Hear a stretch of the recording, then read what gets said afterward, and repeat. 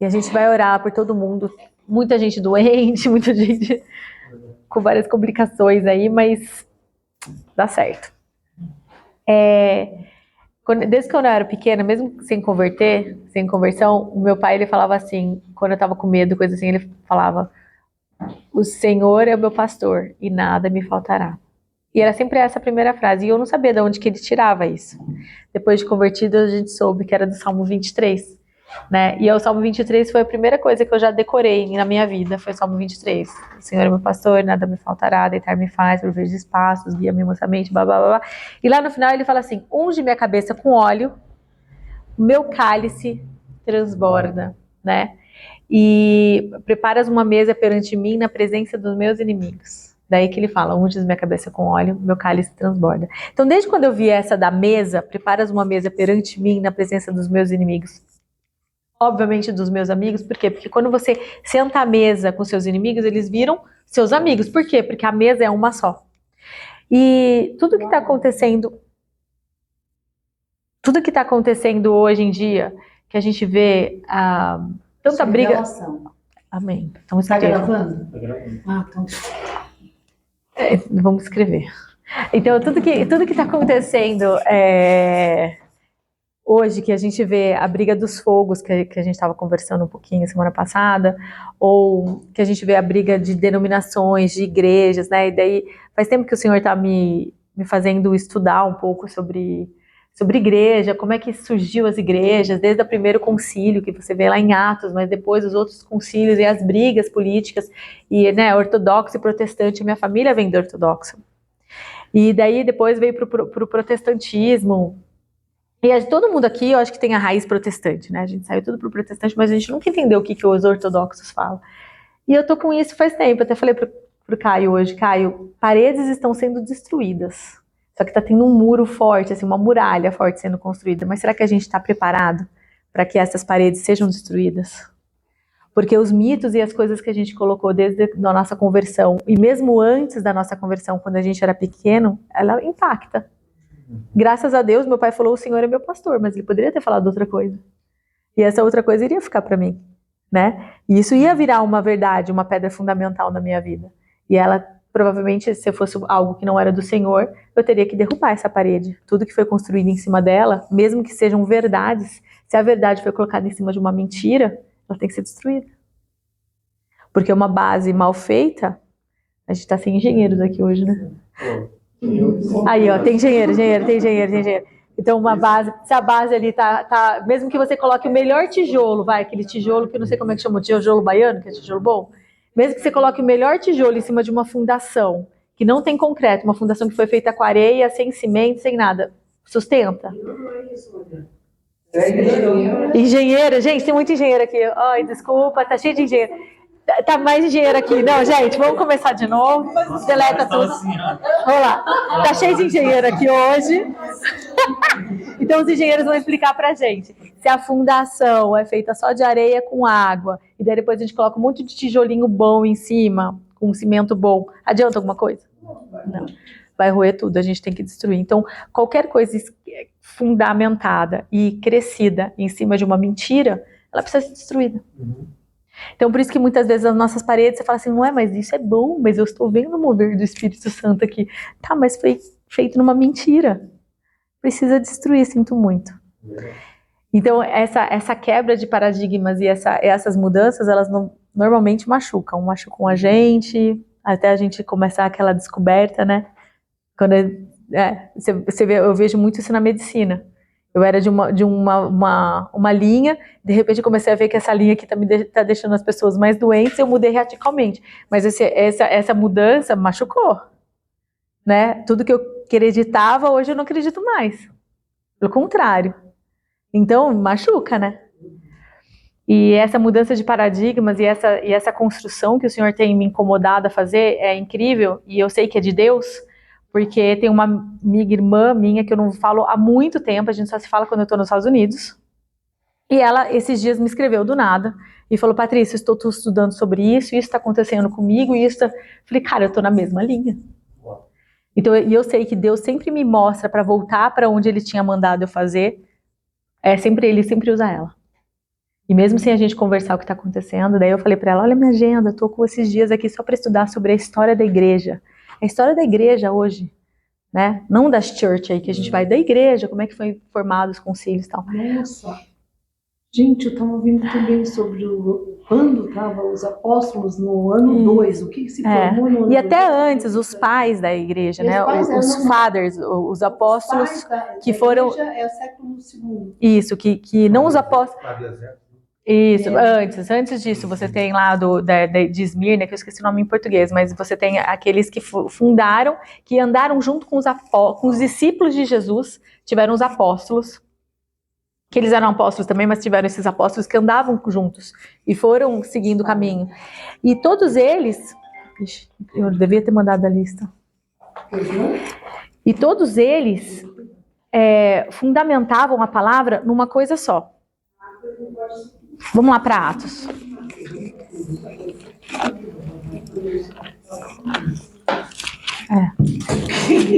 Eu queria sentar no meio. Não é porque está enchendo. Não, amém. Amém. Vai ter que sentar na ponta.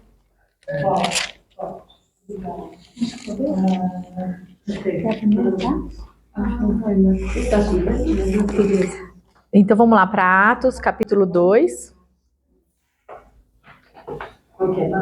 Atos, capítulo 2. Capítulo 2.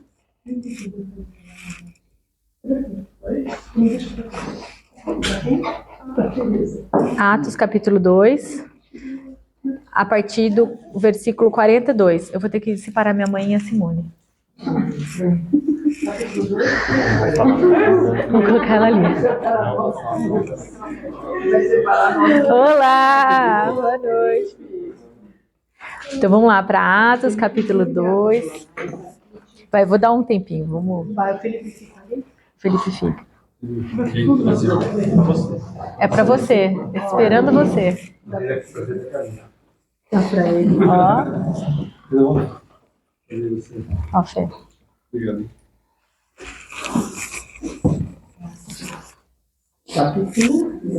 Capítulo 2, 42.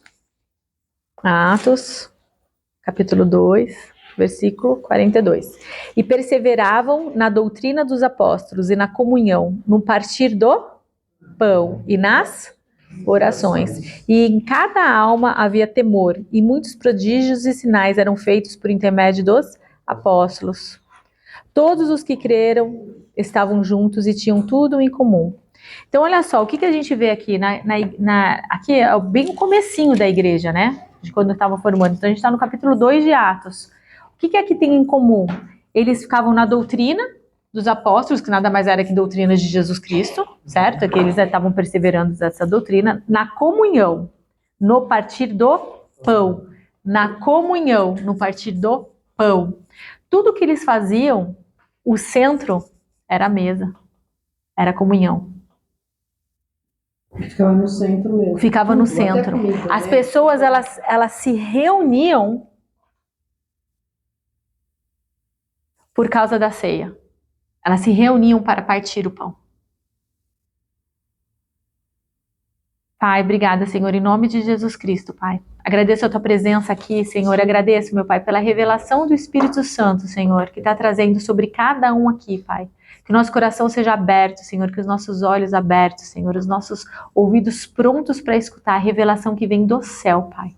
Aquilo que o Senhor está falando através da tua palavra, Senhor, aquilo que o Senhor está falando que é para o momento de hoje, Senhor, para esse momento em qual estamos vivendo agora, Pai. Para a revelação, Senhor, para que perseveremos e entramos na arca, Senhor. Essa arca que o Senhor tem preparado para os teus santos, Senhor. Porque sabemos que o mundo está passando por uma tribulação terrível, Pai. E cada vez mais terrível, Senhor. Mas nós, como santos do Senhor, vamos trazer a sua luz, Pai. A tua revelação, Senhor. Obrigada, meu Pai, por mostrar tamanho amor, Senhor, tamanho simplicidade que é o teu evangelho, Senhor. Muito obrigada, Senhor, em nome de Jesus Cristo, te agradeço. Amém, amém. Daqui a pouco damos bem-vindas aí para o Espírito Santo. Olha só a revelação, pessoal. Perseveravam na doutrina dos apóstolos, na comunhão, no partir do pão e nas orações. A mesa, a Santa Ceia era o centro. Vamos lá para Lucas 22, capítulo 14. Não, versículo. É versículo 14, capítulo 22. Chegada a hora, pôs-se Jesus à mesa, e com ele os apóstolos, e disse-lhes: Tenho desejado ansiosamente comer convosco esta Páscoa, antes do meu sofrimento. Tenho desejado ansiosamente comer convosco esta Páscoa. A Páscoa, o que significava a Páscoa? O que significa a Páscoa? A saída do Egito, a fuga deles, a liberdade, quando eles saíam do jugo de morte, de escravidão, né, que foram batizados depois pelo Mar Vermelho, certo? Então a Páscoa é algo que o Senhor tinha decretado que seria perpétuo, o Estatuto Perpétuo, e até hoje nós celebramos ela. Por quê? Porque o nosso Deus, desde o começo, ele passava de boca em boca, as famílias iam falando de boca em boca aquilo, e todos os festivais e as datas sagradas que a gente tem são de memorial de algo que aconteceu, das maravilhas de Deus para a gente, que é uma forma de adoração, é uma forma de adoração. Quando a gente obedece, é uma forma de adoração. Quando a gente faz algo que o Senhor está falando para a gente fazer e Ele instituiu a Páscoa como um estatuto perpétuo, a gente está adorando Ele, porque a gente está obedecendo. Só que tudo que o Senhor fala para a gente fazer, Ele não fala para o bem dele. Ele fala 100% para o bem nosso. Porque não vai fazer diferença nenhuma para Deus se a gente faz ou não faz. Porém vai fazer toda a diferença do mundo se a gente faz. Disse-lhe Jesus: Tenho desejado ansiosamente comer convosco esta Páscoa, antes do meu sofrimento. Pois vos digo que nunca mais a comerei, até que ela se cumpra no reino de Deus. E tomando um cálice, havendo dado graças, disse: Recebei e partirei entre vós. Pois vos digo que de agora em diante não mais beberei do fruto da videira, até que venha o reino de Deus. E tomando um pão, tendo dado graças, o partiu e lhes deu, dizendo: Isto é o meu corpo, oferecido por vós, fazei isto em memória de mim. Semelhantemente, depois de cear, tomou o cálice, dizendo: Este é o cálice da nova aliança no meu sangue, derramado em favor de nós. Daí ele fala sobre o traidor depois que vai trair. Mas olha só, Jesus Cristo estava ansioso por este momento, por esse momento que a gente está tendo agora, por o momento da mesa, do partir do pão. Porque a única coisa que a gente consegue fazer em comunhão, eu não consigo fazer em comunhão passando a minha fé. Eu não consigo fazer em comunhão quase que nada da Bíblia. A gente consegue fazer em comunhão uma adoração, mas a adoração é minha. Se eu estou adorando e o Caio não está adorando, não faz diferença, porque é a minha adoração. Agora, o partir do pão é algo que mostra a unidade, uma só mesa. Jesus nunca quis que tivesse mais de uma mesa. Foi sempre uma mesa. Aqui tinham 12 pessoas. As 12 pessoas, você vê mais pra frente, que elas acabam uma brigando com a outra, depois voltando, tendo alguma coisa diferente, andando. Mas a mesa era uma só. E tudo era em volta da mesa. Por quê? Porque a Santa Ceia, a ceia do Senhor, ele falou assim, partiu e lhe disse: Isto é o meu corpo. A ceia do Senhor é Jesus Cristo. Quando a gente coloca Jesus no centro, o que a gente viu lá que aconteceu em Atos? Milagres e prodígios. A gente vê os sinais seguindo, porque a gente colocou Jesus no centro. E eu só vou dar uma palhinha. O que aconteceu com a igreja? Ela tirou a Santa Ceia e colocou um púlpito.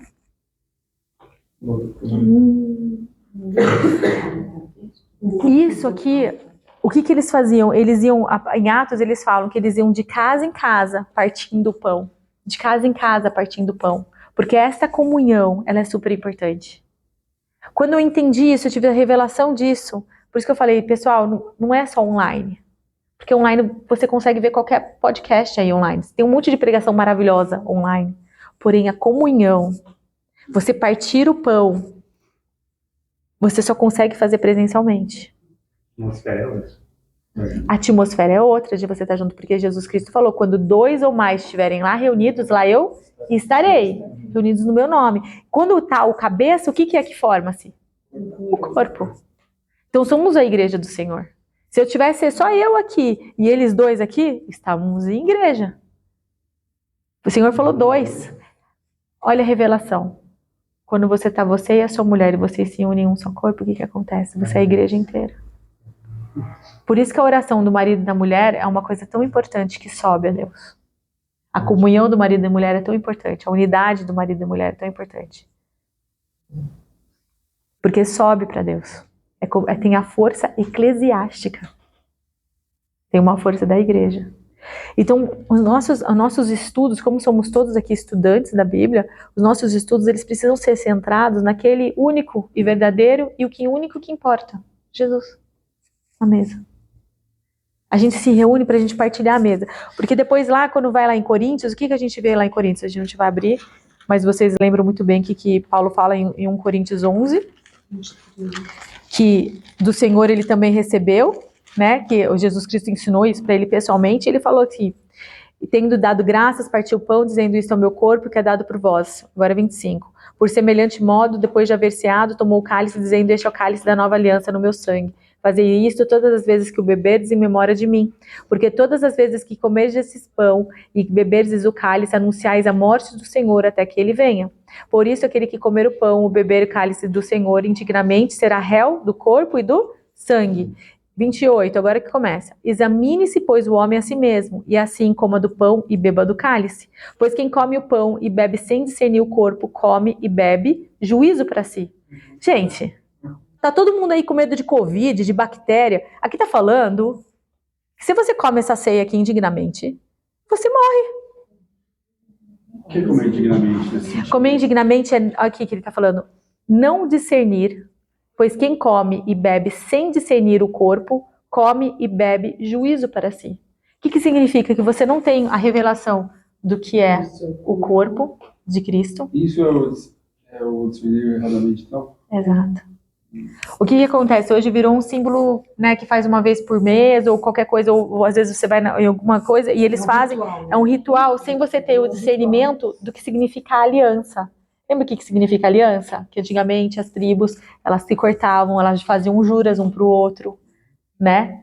Quando a gente tem esse discernimento do que é essa aliança, que o corpo do Senhor foi despedaçado por nós, e quando eu como, o que acontece quando você come alguma coisa? Aquilo faz parte do seu organismo, certo?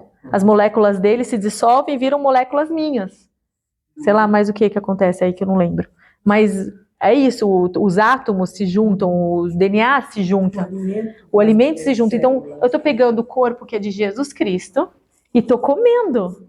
Ou seja, eu estou me formando um com ele. O juízo que foi sobre ele veio sobre mim. As alianças que ele fez com Deus e todos os benefícios que ele tem em Jesus, porque ele é o unigênito, herdeiro, filho de Deus. Toda a herança dele, quando eu como, eu viro um com ele, aquilo também é meu. E tem mais, o que a palavra fala sobre koinonia, certo? A palavra da unidade, da comunhão é koinonia em grego. Grego antigo, né? Em grego antigo é koinonia. O que significa koinonia? Significa comunhão. Significa relações sexuais. Intercurso. Porque a gente não é a noiva de Jesus Cristo? Lembra que Paulo fala assim, esse é um grande mistério. O homem e a mulher, Jesus Cristo e a igreja. E fala, quando o homem e a mulher se juntam, são um só corpo. Quando a gente se junta com Jesus Cristo, esquece a parte da sexualidade do negócio, mas pensa na parte espiritual. Quando você se junta, você é um só com Jesus Cristo. Você vira um só corpo. De Avatar, né? Perfeito, do filme lá do Avatar. Que, né, entra lá o homenzinho lá no negócio lá. Você vira um só. Então toda a herança, tudo aquilo que foi de promessa para Jesus, que está nele, as promessas dele, vem pra gente. Isso eu discernir. Você sabe disso. Então, quando a gente faz a Santa Ceia, aqui tá falando aqui, ó. Pois quem come, 30, eis a razão porque há entre vós muito fracos e doentes e não poucos que dormem. Ele está dando a razão pelo qual tem muitos doentes, muitos fracos e não poucos que dormem, ou seja, não poucos que morreram. Por quê? Porque você não está fazendo aquilo que o Senhor Jesus Cristo falou para fazer. A Santa Ceia. Com discernimento. Com discernimento. Porque se nós julgássemos a nós mesmos, não seríamos julgados. O que é julgamento? Colheita. Vocês já estão aqui na 10ª aula, vocês já sabem o que é colheita. Então, se eu julguei a mim mesmo, Ou seja, se eu peguei isso aqui e julguei, não sou digno, Senhor, do teu amor, eu te agradeço, eu aceito o teu corpo. Eu quero ser um contigo. Aceito o sangue da nova aliança. Eu aceito a redenção dos meus pecados. Você está julgando a você mesmo. Ninguém mais precisa te julgar. Uma dúvida, assim, comer indignamente seria eu comer e beber do cálice sem ter aceitado Jesus na minha vida ainda? Bom, daí você está tomando só um suco de uva, né? Isso seria tomar indignamente? Pode ser. Porque você está tomando um suco, fazendo um ritual dentro de uma igreja. Isso seria ruim para a pessoa? Isso seria ruim para a pessoa. Aí, as consequências. Exato. Por isso que você precisa explicar. Porque você precisa explicar a Santa Ceia. E é uma coisa tão simples. Não é assim, você olha para você... Por isso que você precisa explicar, porque isso aqui não é um ritual, não é um pão que a gente está dividindo aqui, tomando um vinho, comendo um patezinho, né? Não é uma festa. Você está falando depois que fala que toda vez que comer e beber, está anunciando a morte dele até que ele venha. Até que ele venha, você está aceitando a aliança. Então, a minha dúvida é, se a pessoa que não aceitou fez isso, será que ela aceitou na hora que ela está fazendo? Porque é muita revelação a hora que você faz, né? E daí, quando você tem esse juízo, quando você julga a si mesmo, não vem juízo sobre ti. Ou seja, não existe colheita. Colheita ruim. A gente compra assim, né, Paty? Você é uma das maneiras de romper. Então, o que a gente está vendo? Que lá em Atos, eles faziam isso constantemente.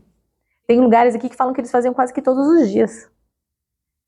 Ah, mas precisa fazer todos os dias? Não, né?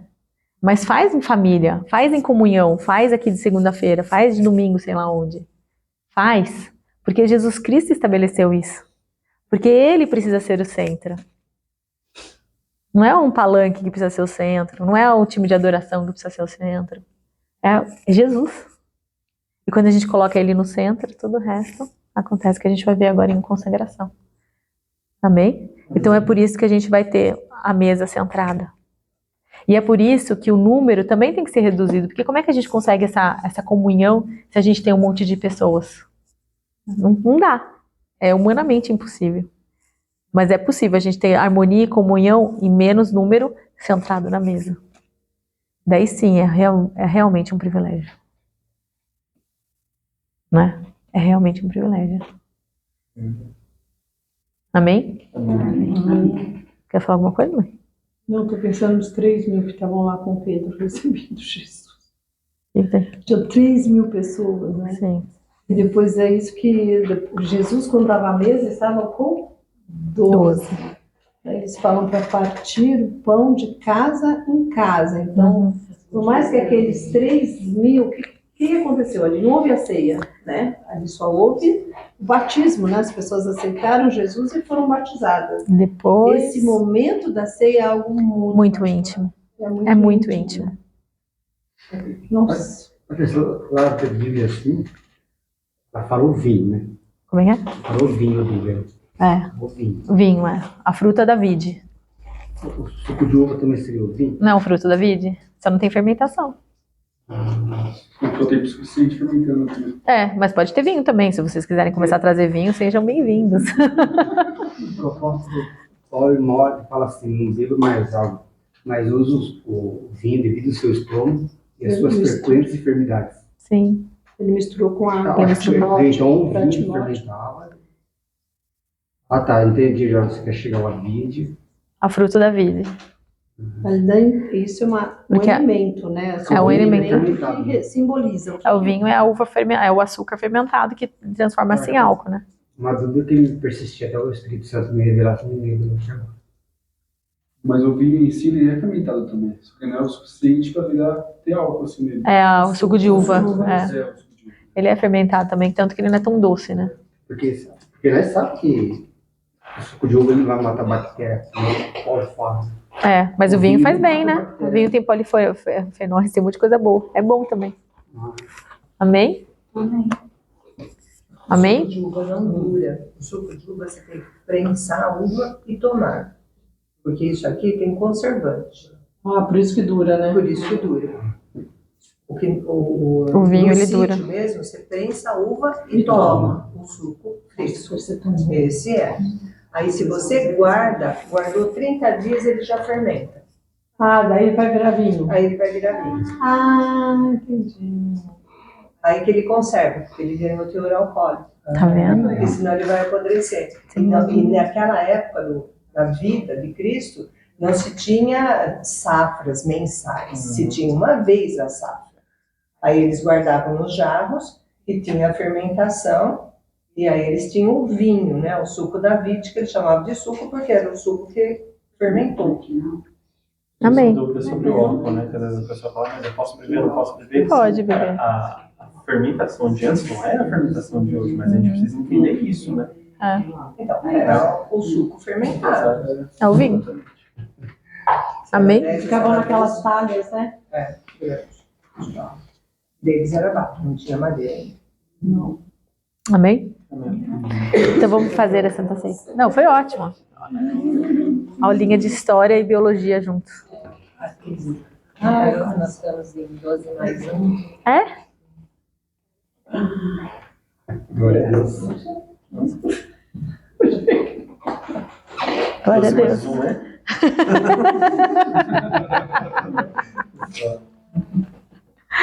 Glória a Deus. Isso aí. Obrigada, Jesus. Obrigada, Espírito Santo. Obrigada, Paizinho amado. Pai, muito obrigada pela tua presença, pelas tuas revelações, Senhor, por quem o Senhor é, Pai. Obrigada por Jesus Cristo, Jesus, nosso noivo querido. Obrigada pelo teu corpo, pelo teu sangue. Obrigada por tudo que o Senhor veio fazer aqui na terra, nos ensinar, nos admoestar, nos amar. Obrigada pelo teu corpo que foi dado por nós, porque pelas tuas pisaduras nós fomos sarados. É pelo teu corpo que somos um contigo. Muito obrigada, Senhor. Nós aceitamos o teu corpo. Nós queremos ser um contigo, Paizinho. Queremos ser um contigo, Jesus. E ansiosamente esperamos pelo teu retorno, pelo estabelecimento e restabelecimento de todas as coisas, pelo teu reino. Nós tomamos, Paizinho, essa ceia por nós e pedimos que o Senhor visite todos aqueles que não vieram hoje porque estão enfermos em casa, Pai. Todos aqueles que estão com alguma dificuldade de chegar à tua mesa, Pai. Que a tua mesa, que a tua santa ceia seja revelação em todos os nossos corações, revelação nos corações de todos aqueles que aqui frequentam. Que essa intimidade contigo, Senhor, seja um desejo constante em nossos corações. Os corações de todos aqueles que aqui vêm. Que seja o Senhor que nos une, Pai. Que nós possamos, Senhor, viver nessa revelação. Consagrar-nos a Ti. Obrigada. Obrigada pelo Teu corpo, Jesus Cristo, que foi dado por nós. E obrigada pelo Teu sangue, que é por causa do Teu sangue que nós fomos redimidos. Que o juízo que estava sobre nós foi sobre Ti. E que é nessa nova aliança que nós podemos nos levantar e dizer, Abba, Pai.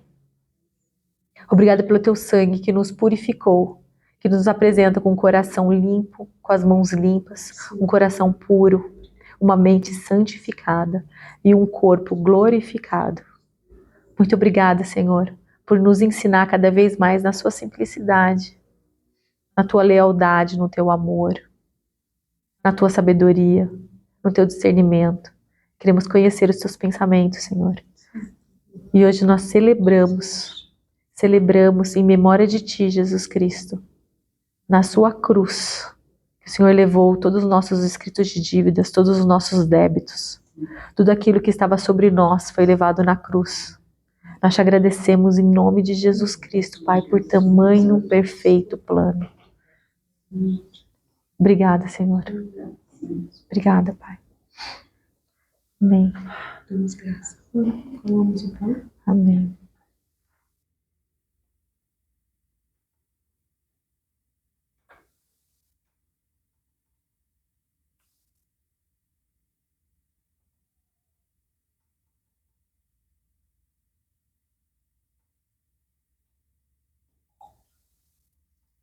Obrigada pelo Teu sangue.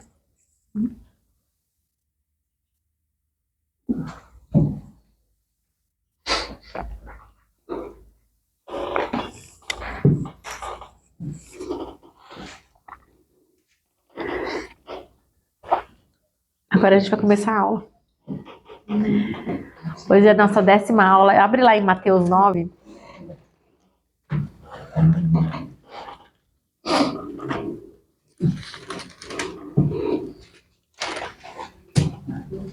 Mateus 9. Que o Salmos 23, ele dá uma ordem, né? Preparas uma mesa perante mim na presença dos meus inimigos. Depois, unges a minha cabeça com óleo, ou seja, palavra. Depois, e o meu cálice transborda, porque eu estou cheia do Espírito Santo. Mas tem uma ordem que ele passa. Vamos começar escrevendo, ó. Parágrafo, letra maiúscula. O que é consagração? A gente vai entrar hoje na primeira aula, a apresentação da consagração. Mateus 9. Mas vamos escrever primeiro. O que é consagração? Parágrafo, letra maiúscula. Não põe os 2 dedinhos ali. Separar para o uso. Para o uso e propósito de Deus. Tava Jesus e mais 12, tá? Ponto final. Letra maiúscula. Para ser devoto ou devoto a algo sagrado.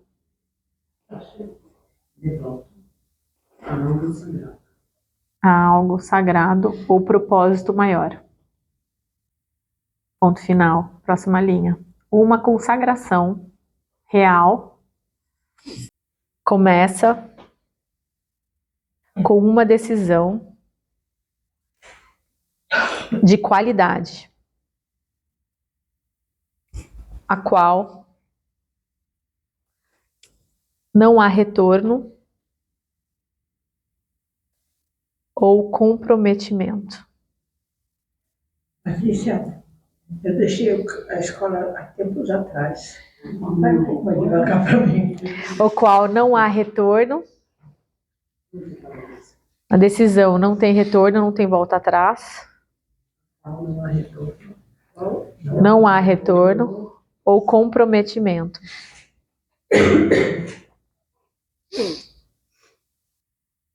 E a gente tem o exemplo lá dos soldados, né, que eles consagram a vida deles para servir o país. Você foi para a guerra, meu bem, não tem volta. Você entrou ali na batalha, não tem como comprometer. É isso que a gente tem que estar na cabeça. Consagração. A consagração ela é uma decisão consciente que não tem retorno. Ela não pode ter retorno. Porque se você está no meio de um campo de batalha e você fala, eu não queria estar aqui, não quero matar nenhum dos meus inimigos, o que acontece com você? Se você está lá e resolve se comprometer, ou seja, não fazer isso ou não fazer aquilo que você tem de obediência, o que acontece com você? Você é preso ou você acaba morto. Não é verdade? Então, é isso que é a consagração. Quando você toma essa decisão é uma decisão consciente. Vamos lá para Mateus 9? Mateus 9, 9. Vamos dar a base para o nosso estudo. Mateus 9, versículo 9. Partindo Jesus dali, viu um homem chamado Mateus, sentado na coletoria, e disse-lhe, segue-me. E ele se levantou e o seguiu. Gente, vamos pensar um pouquinho aqui na realidade de Mateus. Mateus era um cobrador de impostos, extremamente odiado, mas extremamente rico. Ele tinha muito dinheiro. Ele estava à volta, ele estava na coletoria, ou seja, tinha dinheiro para tudo que é lado, tinha moeda, prata, ouro, bens, em tudo que é lado dele, porque naquela época eles tinham as mesas ali, eles iam recolhendo saquéis ou recolhendo títulos, e eles pegavam parte para eles e parte voltava para Roma, fora o salário deles. Então ele tinha uma abundância de bens ali. De repente chega um homem do nada, olha para ele, fala, segue-me. Com essa palavra, nada do que ele tinha ali mais era desejável para ele. Ele simplesmente levanta, abandona tudo e segue Jesus. É baixinho, né, Sandra? Vai para Mateus 19, 27. É 12.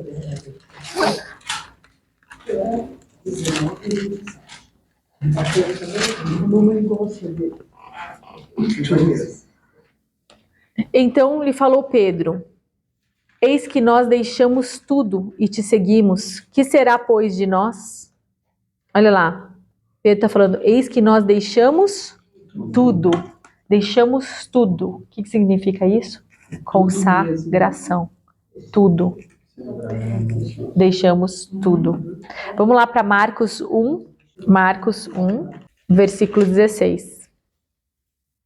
1:16. Caminhando, Marcos, primeiro capítulo de Marcos, versículo 16. Caminhando junto ao mar da Galileia, viu os irmãos Simão e André, que lançavam a rede ao mar porque eram pescadores. Disse-lhe Jesus: vinde após mim, e eu vos farei pescadores de homens. Então eles deixaram imediatamente as redes e o seguiram. Gente, pensa por um momento ali. Não vou pensar. Os caras eram pescadores, estavam ali pescando o que eles iam comer e vender. Era a sobrevivência deles, tinha a família deles que dependiam deles. Veio de novo um personagem aí do nada, olha para eles e fala: vem e segue-me. Eles largaram tudo. Largaram as redes ali. Eu imagino que eles nem devem ter parado o barquinho ali direito. E seguiram Jesus. Depois, um pouco mais adiante, viu Tiago, filho de Zebedeu, e João, seu irmão, que estavam no barco consertando as redes, e logo os chamou. Deixando eles no barco a seu pai Zebedeu com os empregados, seguiram após Jesus. Esse daqui ainda tinha bens, tinha uma empresa.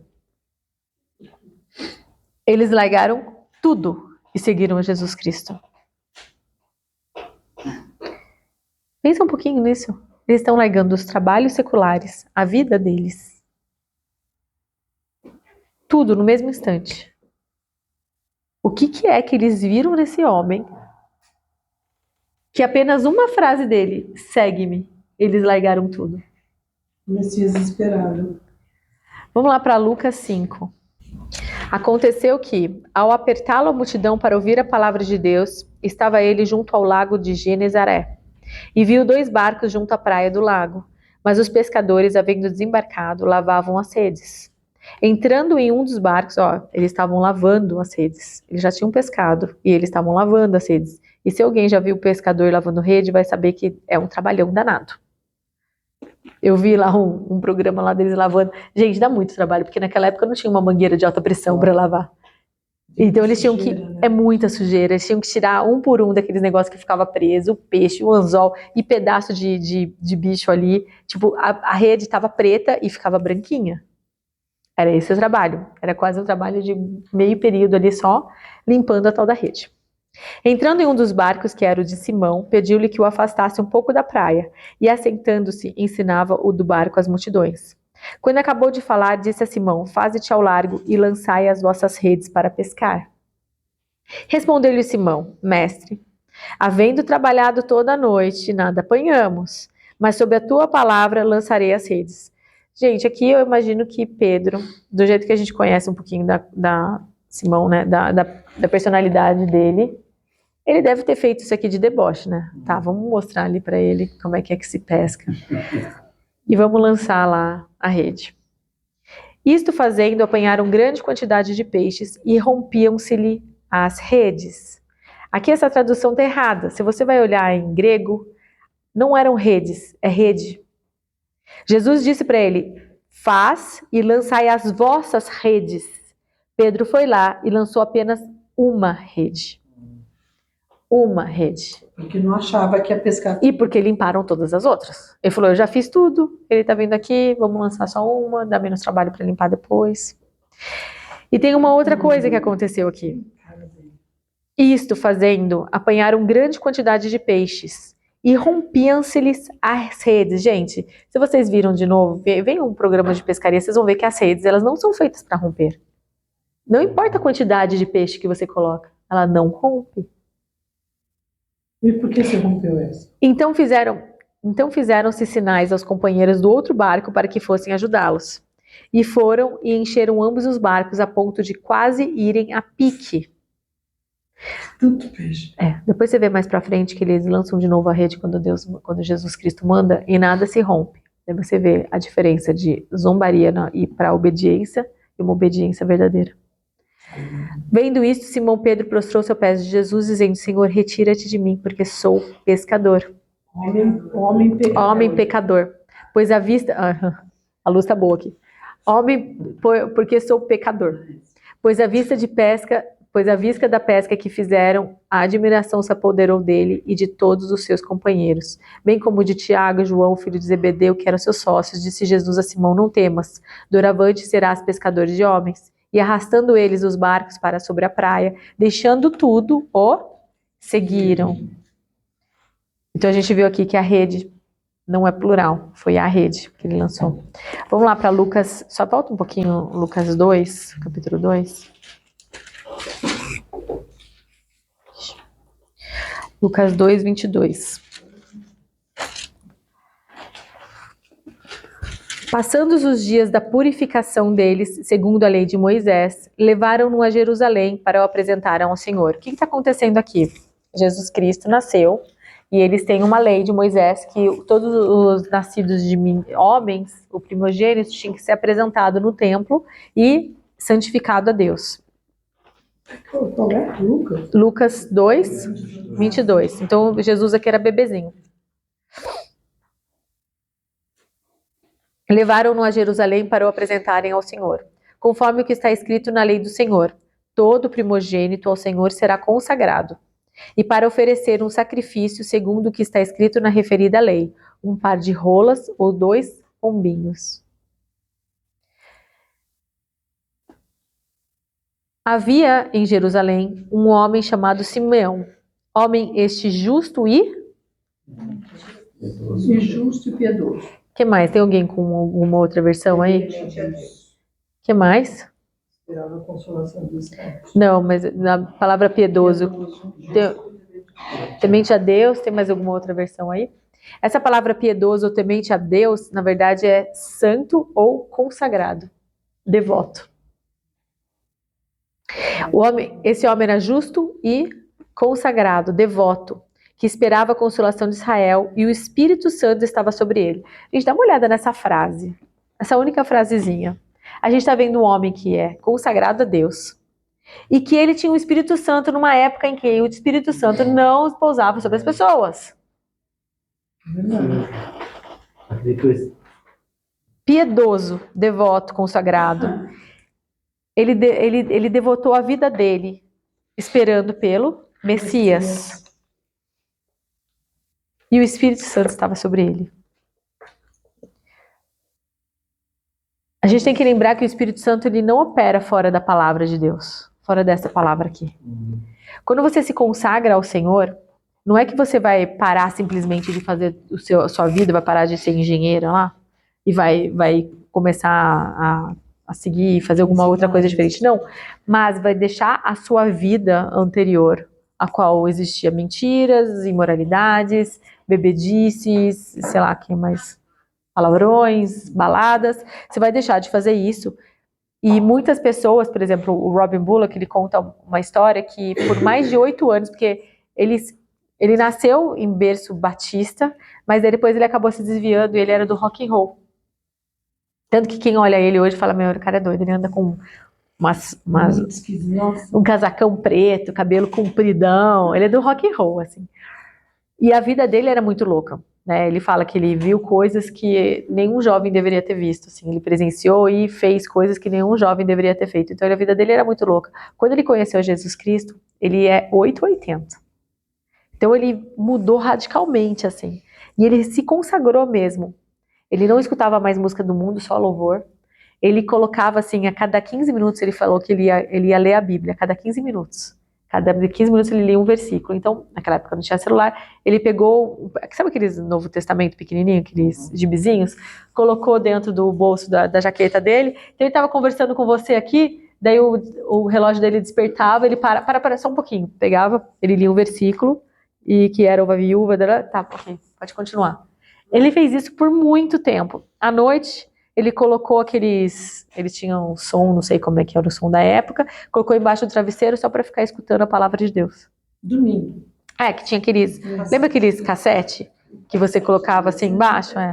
Daí ele colocou lá que ele comprou narrado do Novo Testamento lá e colocou lá também. Então ele dormia escutando isso. Por 8 anos ele fez isso.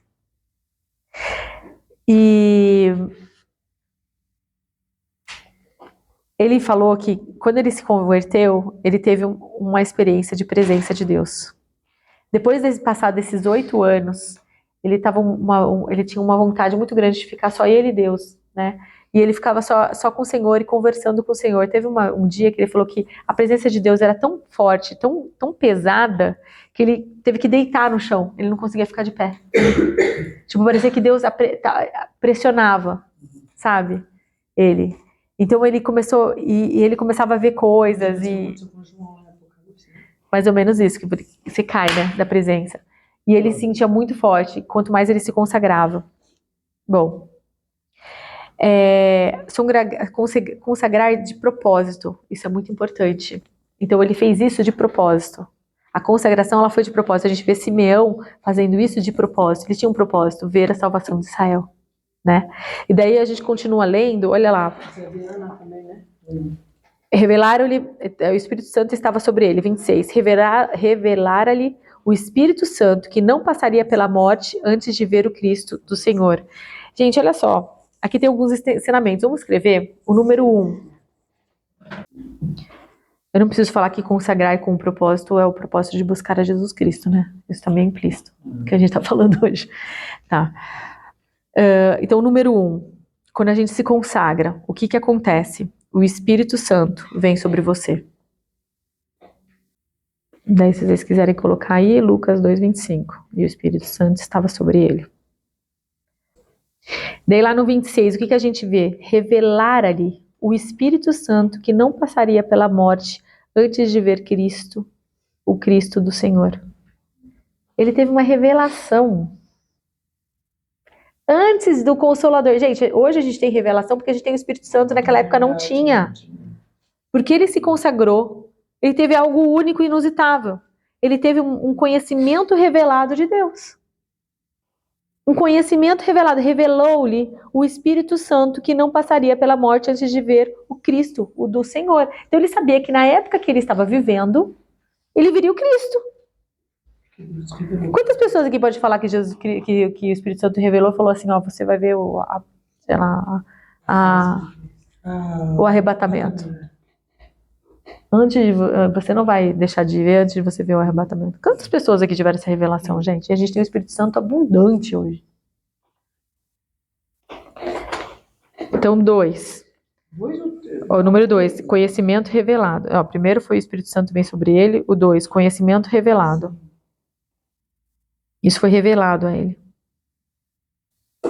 3, nesse mesmo, aqui a gente vê que não passaria pela morte antes de ver o Cristo do Senhor. A gente vê em várias situações Deus mostrando para a pessoa como ela iria morrer e quanto tempo ela iria viver. Então eu considero que isso é algo importante para o Senhor. Ele revelou para ele quanto tempo ele iria viver. Você vai viver até que Cristo venha. Pedro, o Senhor falou para ele, Pedro, lembra que ele fala assim, quando você vai estar hoje, quando você estiver velho, vão te levar aonde você não quer ir? Uhum. Mostrava para Pedro, não o tipo de morte que ele iria morrer, mas que ele iria glorificar o nome do Senhor, porque ele iria viver muito tempo, porque Pedro morreu velho. Então, quando Pedro está preso na prisão lá, com as correntes, cara, o anjo teve que ficar assim, ó, acorda, acorda.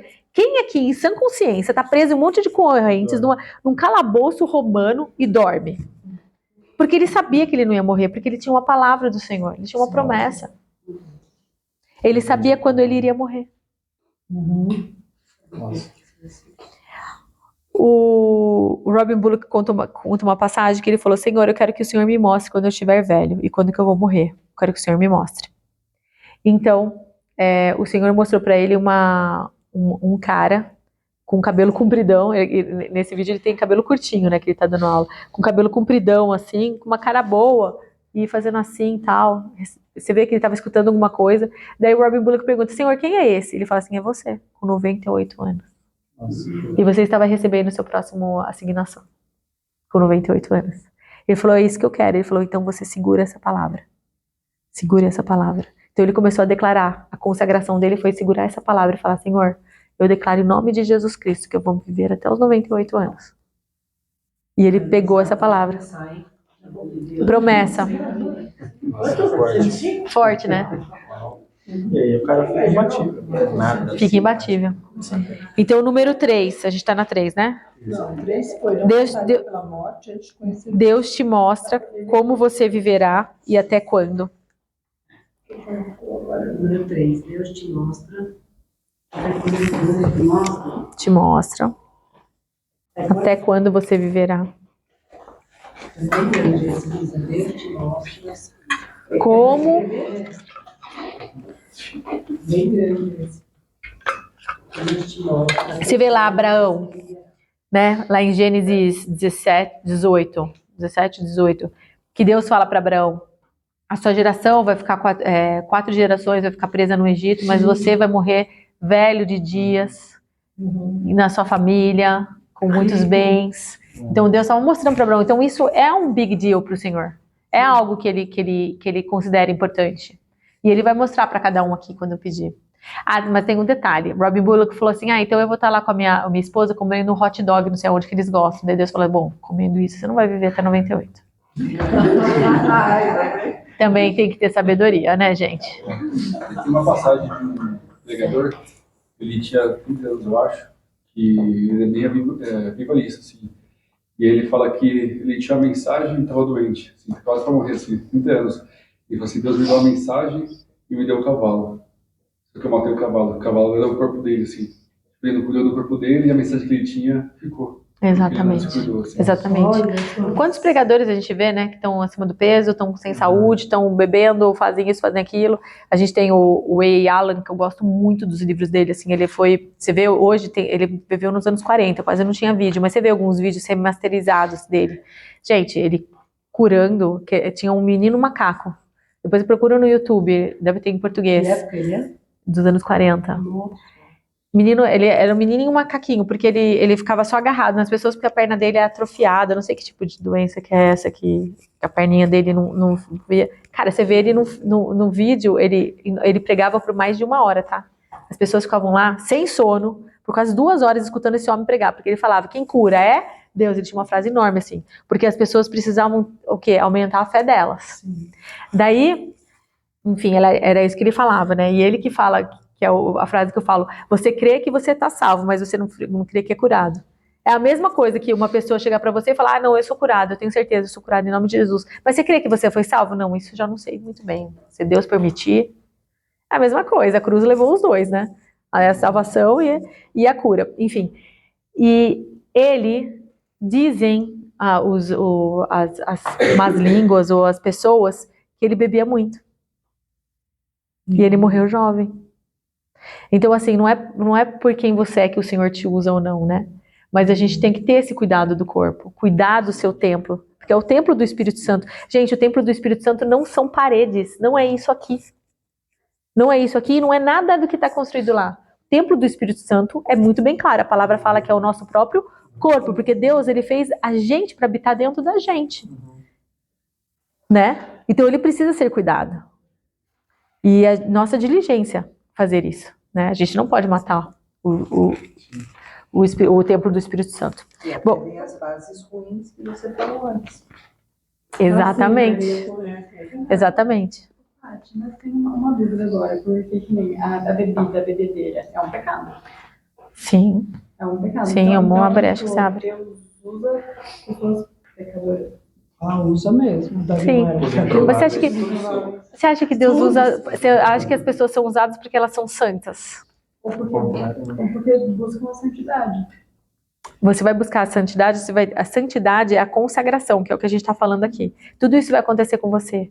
Porém, o Senhor, ele usou até uma mula para falar no Velho Testamento. Entendi. Entendeu? Você vê o próprio Davi, né? Dons são presentes. Não é digna. É que Mas- realmente os dons não é para a pessoa, É pro outro. é para o próximo. É. Por aí, quantas cartomantes você conhece? Não, tudo bem. Mas você vai. Tentou pegar. Tudo bem, foi pegadinha. Foi uma pegadinha. Você vai lá na rua, tem um monte de cartomante, ou você vai nas feiras, tem o pessoal. Gente, isso aí é dom. É dom. A pessoa tem visão. Mas daí seria. Ela tá usando pro ocultismo, mas ela tem dom. E profeta? Quanto profeta que tá aí, que tá indo pro ocultismo porque não encontra lugar na igreja? E ele se vê, né, sendo bem recebido no ocultismo, porque o ocultismo pega aquele dom e usa pro mal, mas usa. São dons. Os dons, o que significa dons? Presentes. É um presente de Deus para você.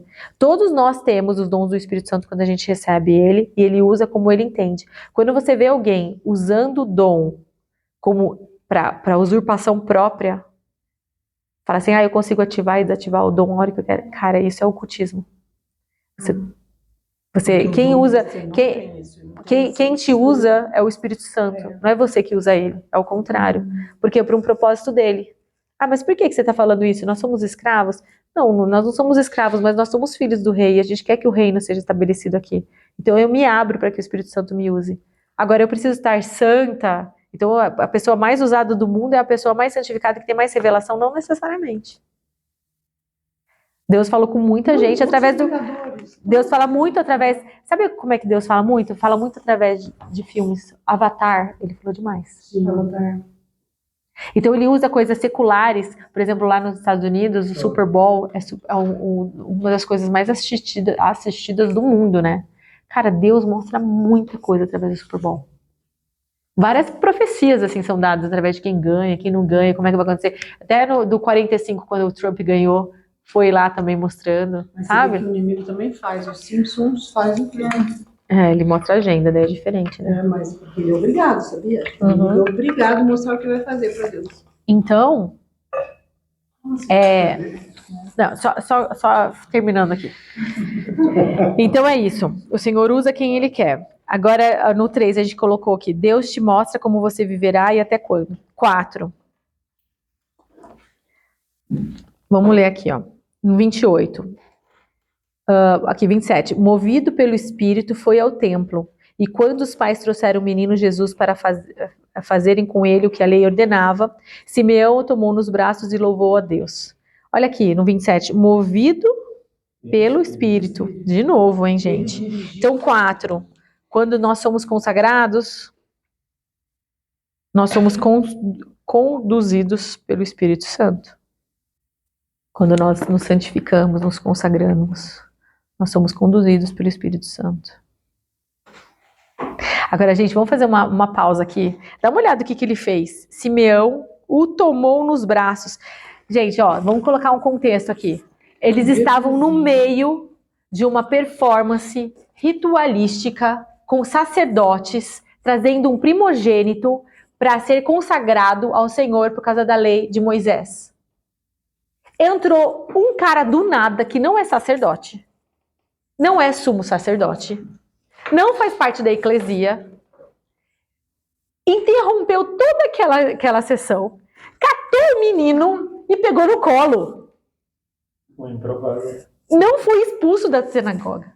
Todo mundo deixou ele ali fazendo o que ele quis. E olha o que ele faz ali no versículo 29. Agora, Senhor, podes despedir em paz o teu servo, segundo a tua palavra, porque os meus olhos já viram a tua salvação. Ele ainda faz uma declaração no meio daquele ritual ali acontecendo. Vocês imaginam aqui no batismo na igreja católica de um ano da criança, uma pessoa qualquer entrando, pegando aquela criança no colo e pegando Jesus Cristo, né? Ele pegou o Messias. Pegando no colo e declarando um monte de coisa. Isso é provável? Por muito menos eles expulsavam, excomungavam a pessoa. Olha o Espírito Santo sobre a pessoa, o que faz, a autoridade que dá. Autoridade, porque ninguém fez nada. Ninguém fez nada. E tem mais. Quantas pessoas pegaram Jesus Cristo no colo, que está escrito na palavra? Maria e o Simeão. Ele não precisava do Novo Testamento, ele tinha o Novo Testamento no colo ali, ó.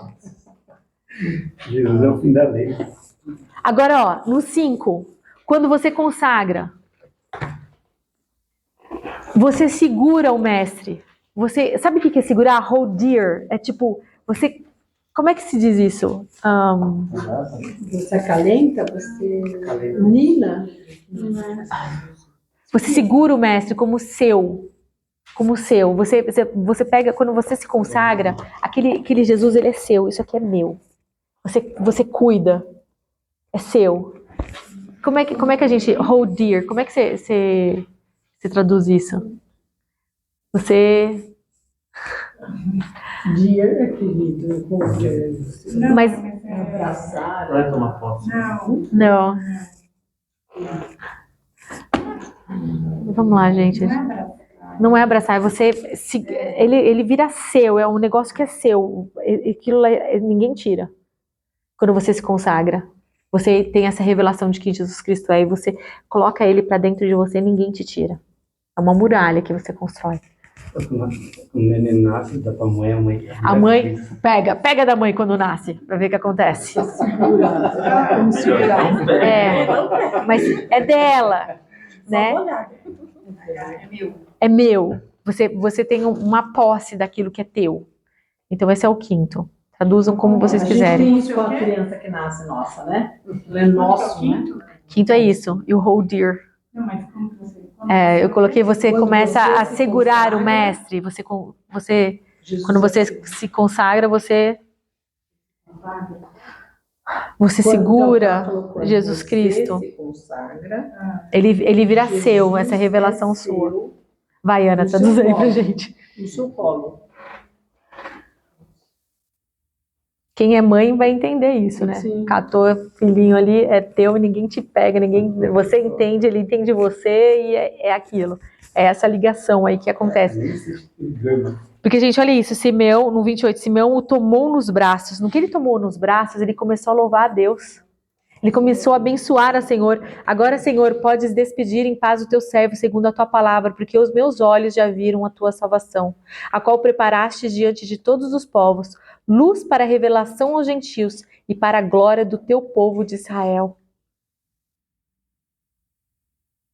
Olha que coisa maravilhosa. Ele pegou Jesus Cristo num colo. Ele viu que aquilo era dele. Ele é meu. Um laço. Um laço com o mestre. Amém, aleluia. Tinha que ser a Ana. Ó. Care for, porque treasure. Senhores. O que é? Care for. Então é laço. Um laço afetivo ali. E uma vida abençoada ainda louva a Deus, né? Abençoa a Deus. Olha lá, no 6 agora, vamos para o 6. Olha o que acontece com uma vida consagrada. Olha o que ele fala no 29 e 30. Agora, Senhor, podes despedir em paz o teu servo, segundo a tua palavra, porque os meus olhos já viram a tua salvação. Quando a gente tem uma vida sagrada, a gente vê a salvação e libertação. A gente vê. Porque os olhos dele viram. Não é só eu me sinto salvo, você está vendo a tua salvação. Você está vendo a tua libertação. Você está vendo que a tribulação está por todos os lados ali. Está um monte de gente tomando fome, tendo fome, mas a tua casa tem comida. Tem um monte de gente tendo sede, mas na tua casa tem água. Está todo mundo ali super preocupado com o que vai acontecer com o futuro, mas você está ali firme na rocha. Esse é o 6. Uma vida consagrada faz você ver salvação e libertação. Agora olha lá que doido aqui que acontece. Gente, quando eu comecei a ler isso, eu falei, eu não acredito que eu já passei tantas vezes por esse versículo aqui, por isso aqui, e nunca vi que demais, e que único que é esse capítulo, esse do 25 até o 38. Olha só. Porque os meus olhos já viram a tua salvação, a qual preparaste diante de todos os povos, luz para a revelação aos gentios e para a glória do teu povo de Israel. E estavam o pai e a mãe do menino admirados do que ele se dizia. Simeão os abençoou e disse a Maria, mãe do menino, eis que este menino está destinado tanto para a ruína como para levantamento de muitos em Israel, e para ser alvo de contradição. Também uma espada trespassará a sua própria alma, para que se manifestem os pensamentos de muitos corações. Mas fala quanto a ti, falando para ela, que estranho. Quanto a ti, depois a gente fala sobre isso. Então, olha só, uma vida consagrada faz com que você abençoe a todos à sua volta. Porque ele pegou o menino, louvou a Deus, abençoou o menino, estava feliz da vida e de repente ele olha assim em volta, estava todo mundo que foi em volta foi abençoado.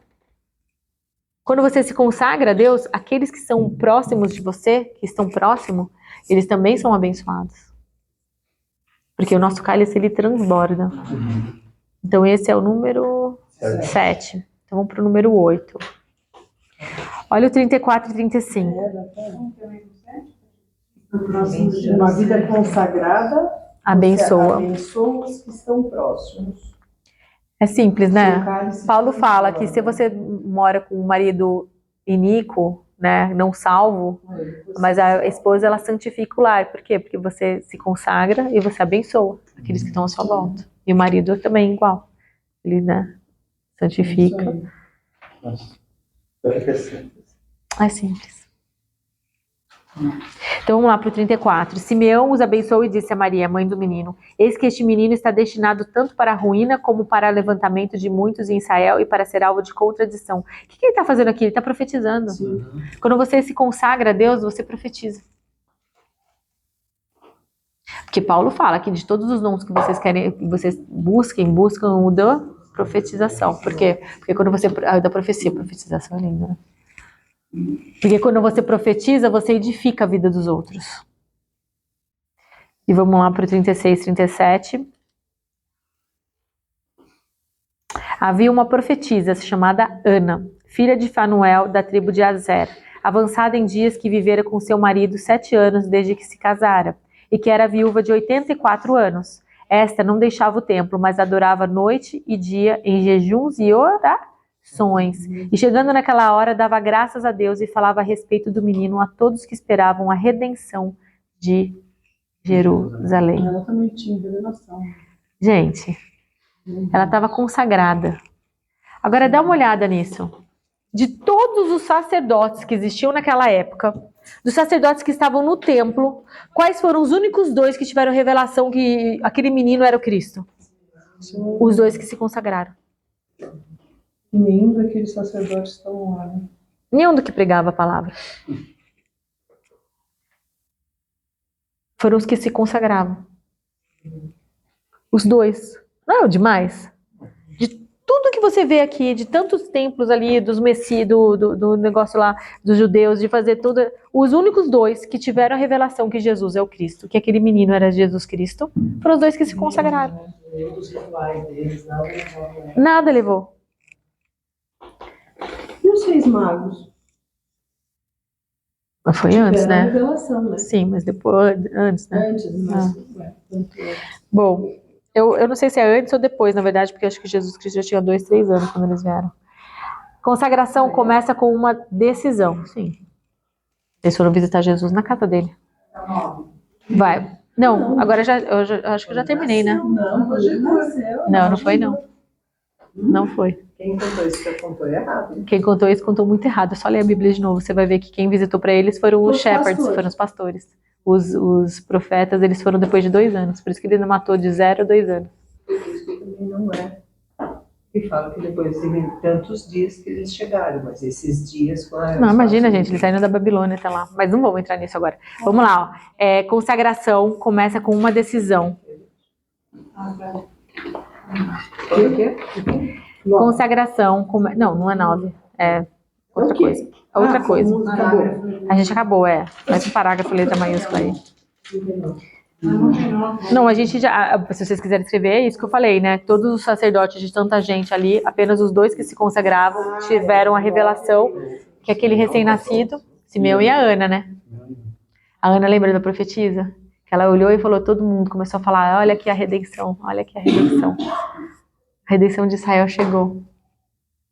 Os únicos 2 que se A consagraram. mãe também do João Batista, contava com as duas grávidas. Ela pulava, né? E ela se encheu do Espírito Santo. Verdade, ele também. Né? Hã? Religião não leva a gente a nada. Fazer culto, essas coisas. Não.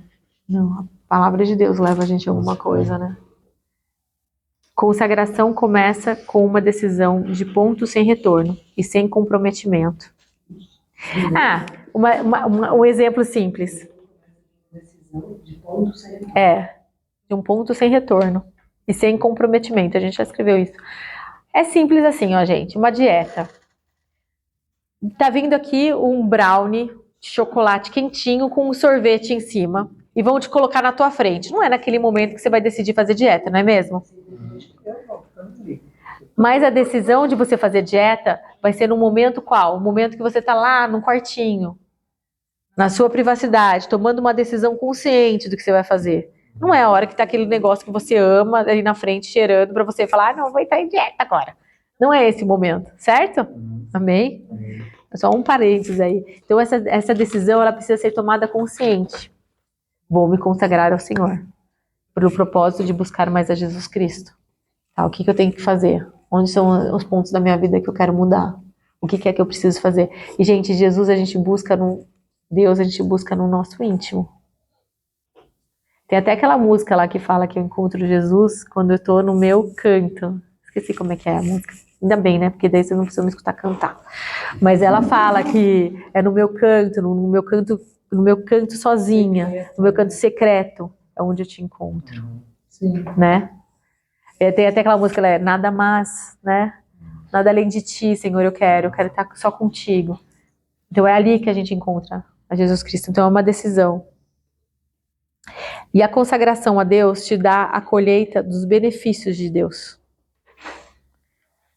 A consagração a Deus te dá a colheita dos benefícios de Deus.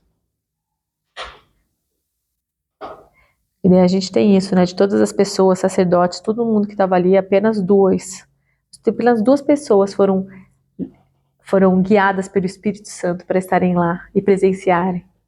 A minha revelação, né? A consagração. Alegria, né? A dedicação do Messias. Apenas duas foram levadas pelo Espírito Santo. Né? Vamos lá para Mateus 10. Só para vocês terem uma ideia da importância disso.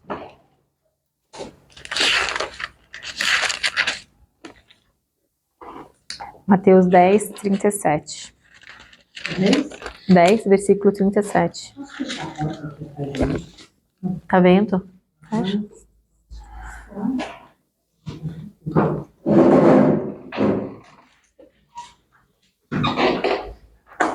Quem ama seu pai ou a sua mãe mais do que a mim, não é digno de mim. Quem ama seu filho ou sua filha mais do que a mim, não é digno de mim. E quem não toma a sua cruz e vem após mim, não é digno de mim. Quem acha a sua vida, perdê-la-á. Quem, todavia, perde a vida por minha causa, achá-la-á. De acordo com o próprio Messias, de acordo com Jesus Cristo. Qualquer um que não é consagrado 100% a ele, não é digno dele. Fácil não é, né? Mas aqui o negócio está bem claro. Vamos lá para a 1 Tessalonicenses. Na realidade, a gente tem que entender que isso faz aquilo que ele falou, tem que deixar, né, pai, mãe. Terá quantos? Receberá muito mais depois, né? Os irmãos, o pai, a mãe. É que você não joga. Tem muita parte do entendimento, né? Você entender isso, assim, acho que muitas pessoas, quando igreja, não tem esse entendimento. Consagração mesmo. Sim. Sim, porque acha que a graça já basta.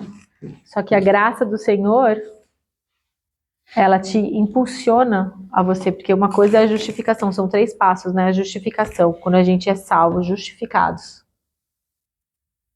Não vou perder minha alma para o inferno, minha alma vai junto com o meu espírito. Daí você tem a consagração, que é justamente esse processo de santificação da sua alma, para você participar da boda do Cordeiro, para você participar de todos os benefícios e heranças que o Senhor tem para nós lá, né, na eternidade. E daí depois você tem o último, que é a glorificação do teu corpo, que nós cremos que vem com o arrebatamento, que Paulo fala. Quer ver uma coisa? Vai lá em Gênesis, antes da gente vir para Tessalonicenses.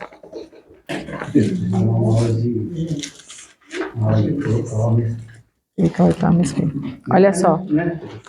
Gênesis o quê? Gênesis, 1 Gênesis. Gênesis 1, 26. Também disse Elohim, Deus, façamos o homem à nossa imagem, conforme a nossa semelhança. Tenha ele domínio sobre os peixes do mar, sobre as aves do céu, sobre os animais domésticos, sobre toda a terra e sobre todos os répteis que rastejam pela terra. Então criou Deus, Elohim, pois o homem, à sua imagem, a imagem de Deus, o criou. Homem e mulher o criou. O que Elohim estava criando aqui? Se ele é a imagem, se o homem é a imagem de Deus, o que ele estava criando aqui? Não. Nós? Mas a gente é feito de 3 coisas: corpo, alma e espírito. O que ele estava criando aqui? Espírito, porque Deus não tem corpo. Ele estava criando o nosso espírito aqui. Que é de Deus, volta para Deus. O espírito, ele volta para Deus. Agora, olha só no 2. Todo mundo, o espírito é dele. Quem vai para o inferno é só a alma? É só a alma. É por isso que... Vamos lá pro 2. É que senão vai... É que senão a gente vai... Só na próxima vez. Eu só olhei pro Felipe e falei, deixa eu responder uma pergunta dele, mas daí a gente volta lá. Ó, E quando você está agora? no 2. 7. Então formou Yahvé Elohim, o Senhor Deus, ao homem do pó da terra, e lhe soprou nas narinas o fôlego de vida, e o homem passou a ser alma vivente. O que foi criado aqui? O homem, a carne. A carne e a alma. Alma vivente. Foram as 2 coisas criadas pelo Senhor Deus, ou seja, da terra. Então, o corpo, ele volta para a terra. E a alma? Vai com o espírito. Depende da sua decisão. Porque a alma foi feita pelo sistema de governo. Então, ela é sujeita à colheita. Ela é ao próprio governo. E o espírito volta para Deus de todos. Entenderam?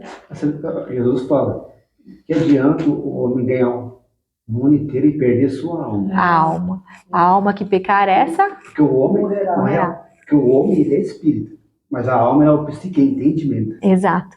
Então, a alma foi criada pelo sistema de governo. Então, a única coisa que está sujeita ao sistema de governo, a colheita, é a alma. Amém? Então, ele não aceita, o espírito vai para Deus e separa da alma e a alma? Sim, e a alma vai para o inferno. Então não é espírito errante, é alma errante. É a alma errante. Daí, olha só, é porque a gente fala do mundo espiritual, não fala do... Volta pro todo. Agora, olha só, uma coisa que eu vou falar para vocês. Mas está na palavra A ti eu entrego o meu espírito, eu comendo o meu espírito, porque o espírito ele volta para Deus. Por exemplo, como seria o espírito no nosso corpo? Pensa em Avatar. Uma coisa inacessível é... Assiste. Assiste que é bom. Avatar para mim foi uma inspiração divina ali, cara. Fica bem com essas coisas. Muito, é impressionante. Se você olhar com um olhar assim de meu, quero entender o reino. Quer entender o reino? Veja Avatar. Você olha assim, você fala, ai, Foi feito, o Spielberg é judeu, né? Lição de Certeza casa, que... assistir Avatar. O 2 ainda não assisti, mas o 1, tá bom? Tá, vou voltar aqui então, vai. Vamos para 1 Tessalonicenses 5:23. Aonde agora? 1 Tessalonicenses 5:23. 5:23. O mesmo Deus da paz vos em tudo, vosso espírito, alma e sejam conservados íntegros e irrepreensíveis na vinda do nosso Senhor Jesus Cristo. Fiel é o que vos chama, o qual também o fará. Então aqui, que santifique significa o quê? Consagre. Espírito, alma e corpo. Ele está falando sobre consagrar. A consagração do Espírito vem primeiro, ou seja, a decisão. Se ele está falando que o Deus da paz, Elohim, o Deus da paz, nos santifique, significa que a consagração e a santificação começa pelo espírito, porque Deus é espírito. E ele fala no nosso espírito. Ele nos santifica através do Espírito Santo, mostrando pra gente o que é pra fazer pra cá e pra lá, porque isso é forma de santificação, né? Porque a gente acabou de fazer 9 pontos, foi 9? Mostrando que o Espírito Santo nos guia quando a gente se consagra, né? A decisão, não alimentar o meu espírito com nada que não seja do Senhor. Ou seja, tudo começa de dentro para fora, e isso precisa estar numa decisão. Ó, vamos lá escrever, ó, consagração do meu espírito. 2 pontos. E daí a gente tá acabando, não tá acabando o tempo. Eu decido não alimentar. Foi bem grande na porta do seu. Esse, por causa bem grande, decora. Eu decido não alimentar meu homem espiritual. Homem espiritual em nada que é inaceitável a Jesus. Isso coloca uma barra boa pra gente, né? A Jesus. A Jesus, mas é aqui, né? O mesmo que fala, né, filha? Não é aqui, né? Existe uma coisa que chama-se adultério espiritual. Adultério espiritual, por exemplo, a gente faz, eu vou dar um exemplo leve aqui. Assistir filme de terror. Você está se contaminando. Você está alimentando, você está fazendo um adultério espiritual. Assistir filme de pornografia, você está tendo um adultério espiritual. Participar de coisas inaceitáveis para Jesus Cristo, você está tendo um adultério espiritual. Quando a gente começa a alimentar tudo que a gente se alimenta, a gente começa a ver. A nossa visão, ela é guiada pelo que a gente se alimenta. A palavra fala que nossos olhos, elas são o quê? Janelas da alma. Porque tudo que a gente vê, ela vai direto para a nossa alma. E a nossa alma é onde estão as nossas vontades, onde estão as nossas emoções, onde está o nosso coração. Então, quando eu começo a me alimentar daquilo, começo a ver aquilo, o que acontece com a minha alma? Ela começa a pressentir tudo aquilo que é do oculto, tudo aquilo que é ruim. E agora se eu faço ao contrário? Começo a me alimentar das coisas de Deus, escutar a palavra dele, escutar pregações dele, estudar mais ele, ler a palavra dele. Logo eu vou estar vendo anjos, vou estar vendo Jesus Cristo, vou estar vendo o mover do Espírito Santo. Logo isso vai acontecer. Por quê? Porque eu estou me alimentando disso. Então eu vou ver aquilo que o Espírito Santo está falando. Na internet. Então guarde as nossas emoções. Não tem que assistir nada, nem ver o que vai passar. Então temos que guardar as nossas emoções, guardar o nosso coração, guardar as nossas vontades. E é livros, novelas, comédias ruins, sei lá, o que mais? Comida ruim para a mente, jornal, tudo que você... Você sabia que tem um dado interessante que eu estava vendo uma neuro bambambam do mundo sendo entrevistada por um cara que eu gosto muito. E tava lá no podcast eles falando, e ela fala muito sobre cérebro, e eu me interesso muito por cérebro, pelas cognições, conexões, etc. Aquilo que a gente alimenta graficamente, ela tem um impacto, sei lá, que ela falou lá, acho que 300 ou 400 vezes maior do que se você lesse. Então você quer se alimentar de alguma notícia, Patrícia, eu preciso estar a par de tudo que está acontecendo no mundo, por causa do meu trabalho, eu trabalho em finanças, trabalho nisso, tá legal, mas não se alimente das coisas gráficas, das fotos. Leia. Não fique vendo vídeo do YouTube e o repórter falando. Pegue e lê, porque ali você tem uma barreira da sua imaginação e uma barreira que você consegue fazer maior do que se você estivesse se alimentando do negócio gráfico. É 300 vezes? Tô falando certo? É mais. É a Thales Watch? É mais ou menos isso, né? E ó, para fixação é muito boa. Mas então consuma coisas que são boas para você. Por isso que eu falei, você tem que ver notícias, tem que ver alguma coisa que tá acontecendo, o que o Lula tá fazendo. Cara, lê. Pega o jornalzinho lá, compra, sei lá. Jornal mesmo. Lê, pega o jornal lá no negócio lá e lê. Leia. E tenha discernimento. Pede para o Espírito Santo te dar discernimento. O Robin Bullock conta que ele estava uma vez na casa de um profeta, um cara que ele realmente via que era consagrado a Deus. E daí estava entrando uma das visitas, estava com um jornal naquela época, né? O jornal embaixo do braço, ele olhou e falou assim, pode tirar essas notícias falsas da minha casa, isso aqui não entra aqui. Então o cara estava tão consagrado, ele estava vivendo tanto ali em Deus, que ele não permitia nada de fora que o Espírito Santo não deixasse entrar na casa dele. Eu estou falando de uma coisa, né? Não estou falando para todo mundo fazer isso, mas estou falando de um exemplo extremo do que acontece com você consumir fake news, né? As notícias falsas que são manipuladas. E hoje a gente sabe que poucas são aquelas, enfim. Então santifique o seu espírito, sua alma e seu corpo. Cuide de você da melhor maneira possível. Lembra que Jesus Cristo, ele só fazia aquilo que o Pai fazia, o que o Pai mandava. Quando a gente consagra, mesmo que a coisa ela tenha, a palavra fala muito, muito clara, né? Que ela tenha a semelhança de algo bom, ou a expressão de algo bom, e você acha que você está fazendo bem, mas na verdade você está caindo na cova. Por quê? Porque você não foi lidado, não foi guiado pelo Espírito Santo para fazer aquilo. Uma esmola pode ser algo ruim.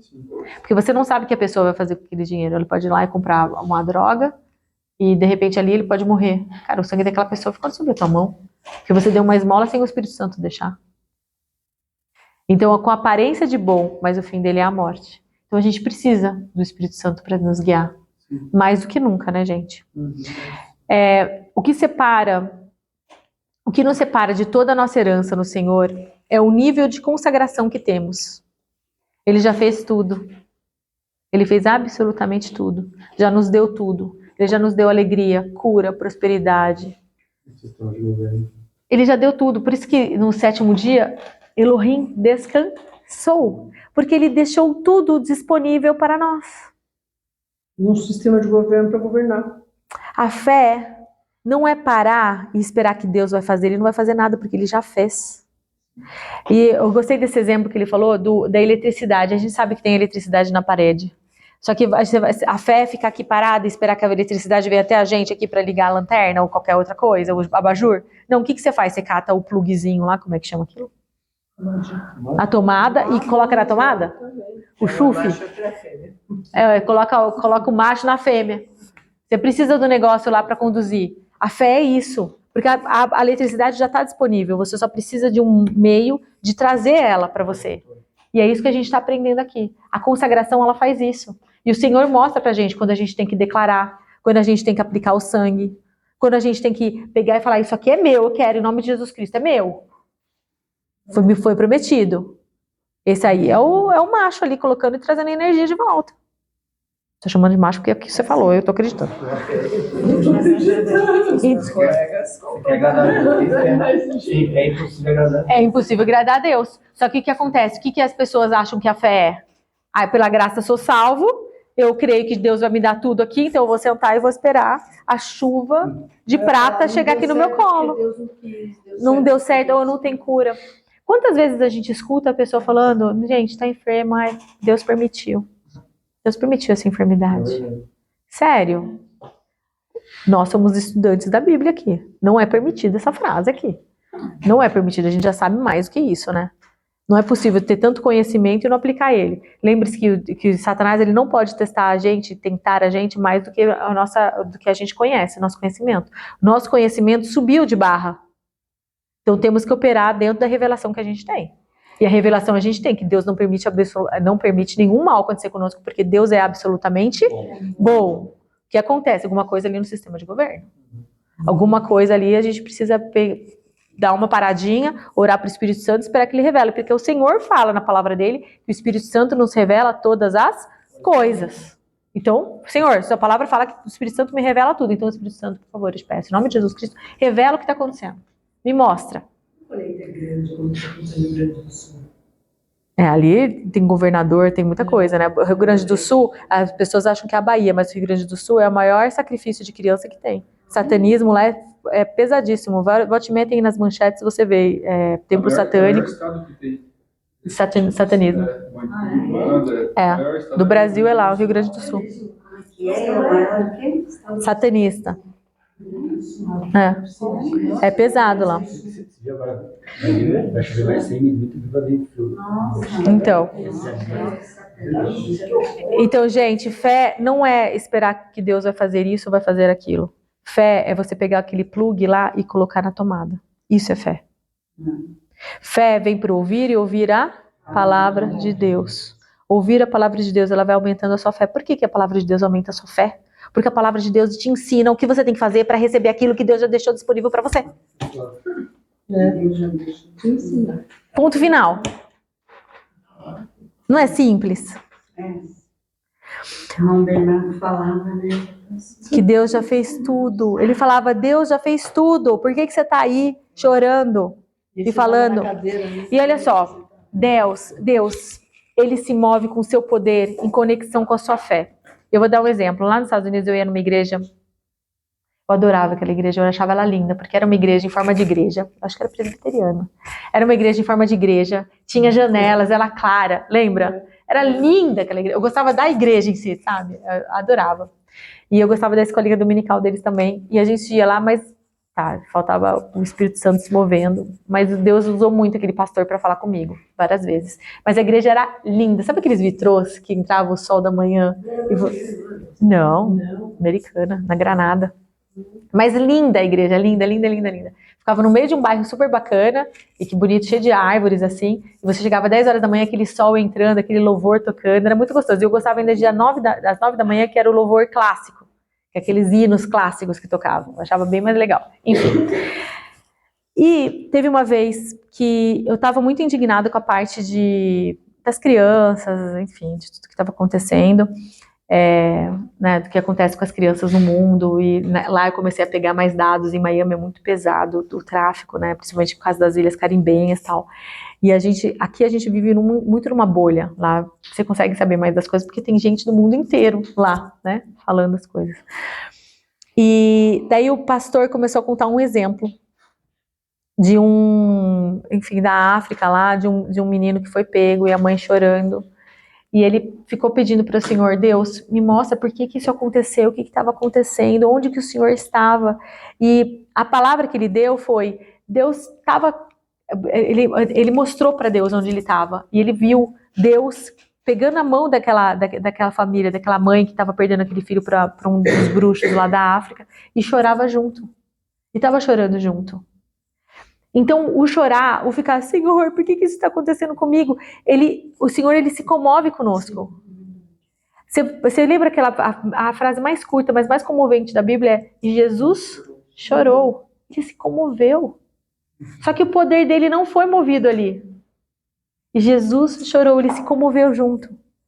Daí teve uma outra palavra que você se levanta e você começa a declarar, eu não aceito essa enfermidade sobre mim. Eu não aceito isso sobre o meu filho. Eu me levanto na palavra de Deus, porque a sua palavra me garante isso aqui. Cara, você mudou o jogo. Daí você não está mais pegando a comoção de Deus, você está pegando o poder dele. E a palavra dele, você está trazendo... Porque a palavra dele é a fonte do poder, você está pegando o poder dele.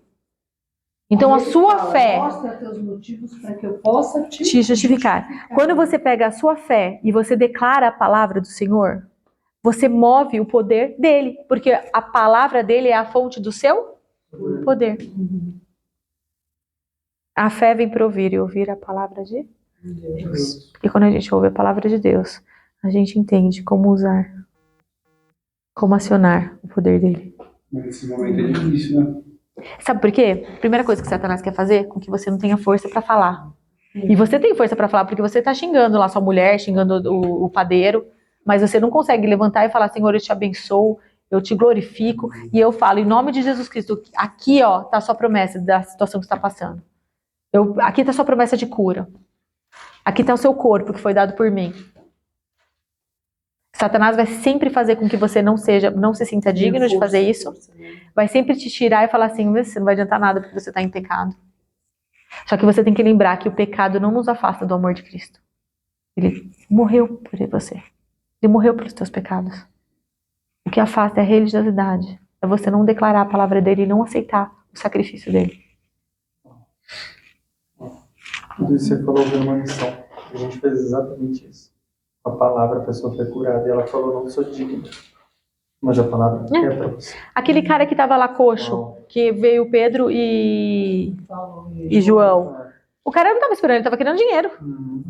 Mas o que Eles ele falou? olharam, Mas eles olharam, em nome de Jesus, levanta. Mas ele falou, não tenho ouro e prata, mas o que eu tenho eu te dou. Então o que acontece? O poder de Deus, ele é movido quando a fonte do poder dele é acionada. Amém? Então acabamos aqui. Próxima aula. Tem mais. Tem muito mais. Então você, só uma coisa Acabando a que tarde. no começo falou, né, da volta de Jesus até que ele venha, né? Até que ele venha tá em Coríntios. Mas no restante, até que venha o reino de Deus. Quando que vem o reino de Deus? Para mim o reino já está instalado. Não, senhora. Dentro de nós, mas não na terra. Tanto que ele vem, né? Governar os seus com Você tá falando do filho. o ferro, né? Com vara de ferro. Mais perguntas, será dúvidas? que esse com vara de ferro já é o reino dele ou ainda não? Não, O reino milênio. dele é de amor, né? Quando o governo dele foi feito. Dúvidas, choros, lamentações, críticas. Eu tô só pensando aqui, cara. Mas, Paty, sempre agora que a gente entende, né? Quando a gente fala da família ou de orar por alguém, desde que a pessoa aceite, né? Eu tava pensando nisso. Porque eu acho que, eu não sei se eu posso estar errado, mas a primeira coisa é você mostrar para a pessoa que ela pode ser salva. Para que ela queira ser salva naquele momento, para você salvar. Porque não adianta você chegar para ela e falar, eu curo você em nome de Jesus. Tá, mas eu não aceito. Pronto, não adiantou nada. Não adianta nada. Por isso que Jesus perguntava, o que queres que eu te faça, né? Só isso. Por isso que é importante perguntar. Oração e a gente fazer isso em missões, lembra? Posso orar por você? Posso orar por A pessoa tem que querer, né? E também assim, o que você quer que eu ore por você? A pessoa falar aquilo que está no coração dela, para você ser o instrumento de Deus e operar naquilo. Exatamente. Porque senão não faz sentido. Não faz sentido. Não faz sentido. É como você falou, de ligar a tomada onde tem energia. Onde tem energia. Umas 110, outras 220, você tem que saber o que você quer. Pronto, a engenheira falou, é isso. Show. Tem que saber qual a tomada lá que coloca no negócio. O negocinho não encaixa. Não encaixa, tem que encaixar o assado, outro jeito. É isso. Esse plug aí é bem... Esse plug é bem... Amém? Amém. Isso eu sofro com relação à família, você entendeu? Porque você quer orar por todos, é uma casa muito grande, você quer orar por todos, mas aí você vai consultar, você vai falar assim, você crê? Né?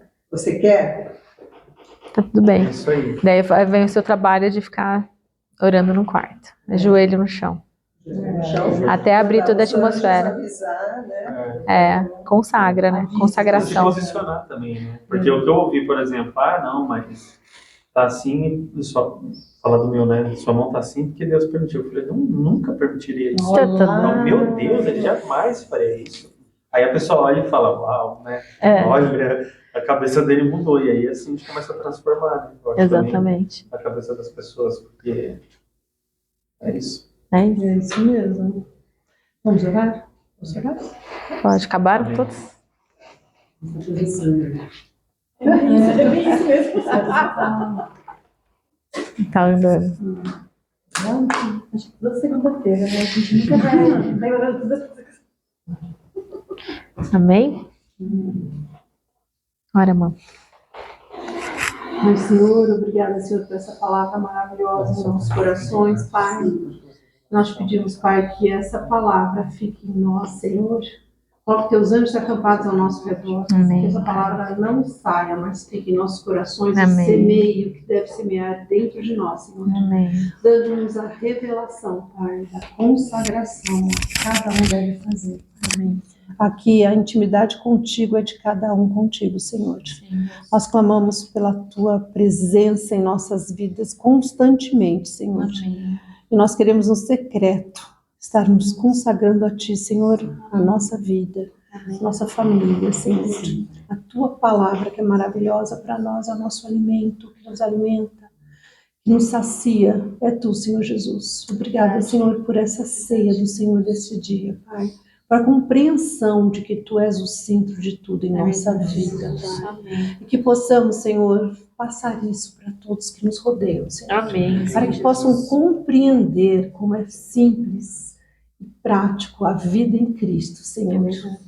Viver a Tua palavra é maravilhoso, Pai. E Tu és maravilhoso, Senhor Jesus. Obrigada pela operação da cruz em nossas vidas, porque lá Tu levaste tudo. Somos pecadores e sabemos disso, Senhor, mas não somos mais diante de Ti, contigo, Senhor, porque Tu levaste esse pecado diante de nosso Deus. Nosso Deus olha primeiro para Ti e nós estamos escondidos nele. Nós Te agradecemos, Pai, que cada um vá para casa protegido pelos Seus anjos. Amém. Senhor, abençoa o lar de cada um aqui. E daqueles que estão nos ouvindo, amém. Senhor, visita a casa de cada um, a família de cada um, Senhor. Amém. E que os anjos possam ministrar no coração dos familiares, Senhor, que está no nosso coração para eles. Amém. Nós te agradecemos em nome de Jesus. Amém. Amém. Amém. Amém.